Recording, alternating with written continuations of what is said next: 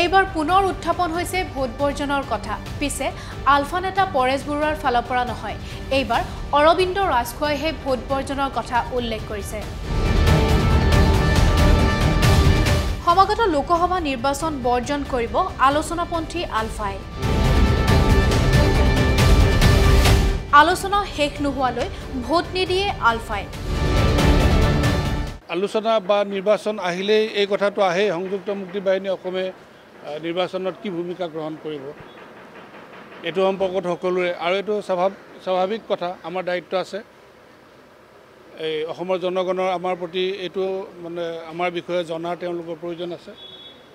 সেইটো কাৰণে আমি আহ্বান জনাব বিচাৰিছোঁ, আপোনালোকৰ যোগেদি জনাব বিচাৰিছোঁ যে আমি সংযুক্ত মুক্তি বাহিনী অসমে আলোচনা প্ৰক্ৰিয়াটো সম্পন্ন নোহোৱা পৰ্যন্ত এই নিৰ্বাচনী প্ৰক্ৰিয়াত ভাৰতীয় নিৰ্বাচনী ৰাজনীতি প্ৰক্ৰিয়াটোত অংশগ্ৰহণ নকৰে, কোনো প্ৰকাৰে অংশগ্ৰহণ নকৰে। আলোচনাপন্থী আলফাই নিৰ্বাচনত ভোট বৰ্জন কৰাই নহয়, সাম্প্ৰদায়িকতা আৰু ভণ্ডামীৰ বিৰুদ্ধে ভোট প্ৰদান কৰিবলৈ আহ্বান ৰাজ্য।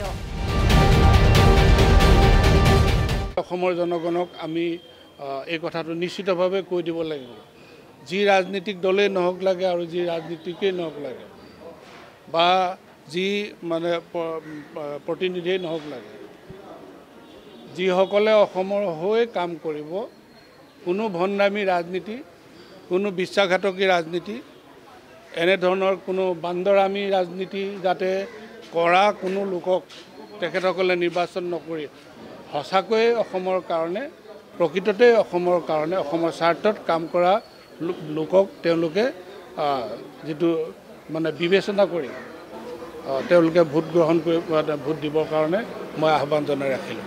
আলফা আৰু চৰকাৰৰ এই আলোচনা কোনোবা এক বিশেষ পৰ্যায়ত ওলমি ৰোৱাৰ বাবে হয়তো আলফাৰ এই ক্ষোভ। আগন্তুক লোকসভা নিৰ্বাচনত আলোচনাপন্থীৰ ভোট বৰ্জনে যথেষ্ট তাৎপৰ্য বহন কৰিব।